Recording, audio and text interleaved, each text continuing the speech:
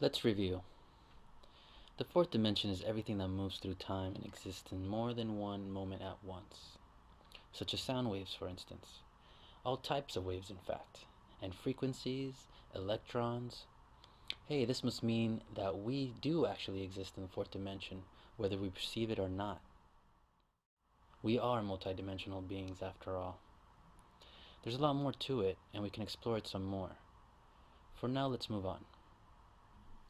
First, an exercise in activating the part in our brain that allows our consciousness to jump from one dimension to the other. There are infinite things to say and do with regards to sacred geometry, along with this G that is formed in the center.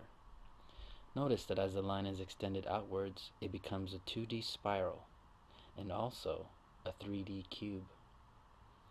Let your mind wander along the shape and in between dimensions and see where it takes you.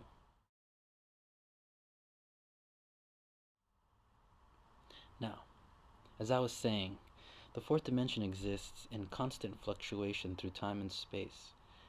Therefore, in this universe, even flat objects and straight lines can also exist in the fourth dimension, and it's quite hard to find what doesn't exist in 3D. Now, the fifth dimension is what exists within time and space. It is the point just before it all becomes inverted. Think black holes, singularity. So I represent it simply as a point, see? What is the axis involved here?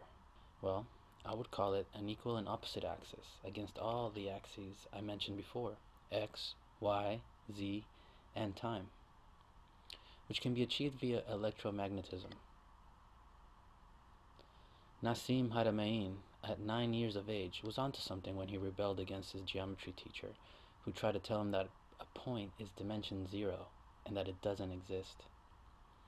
On his bus ride home, he proceeded to have an interesting experience, where he learned through his own intuition that a point is actually quite important. In fact, everything is made of infinite points, and the point is made of everything.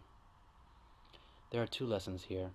First, it is so very important to be in touch with ourselves to such a level where we listen to our own intuition. Remember that.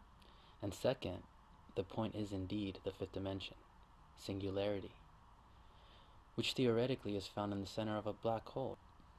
But wait, black holes can be found in everything as well, according to Haramein. So how do we reach the fifth dimension? Maybe we don't need to travel into space. Instead, we might just need to travel within ourselves to find this obscure dimension and experience singularity, don't you think? I like the way someone explained it to me recently. We perceive things in 2D when we open just one eye. In order to see in 3D, we must use both eyes so we can perceive depth, i.e., space, volume.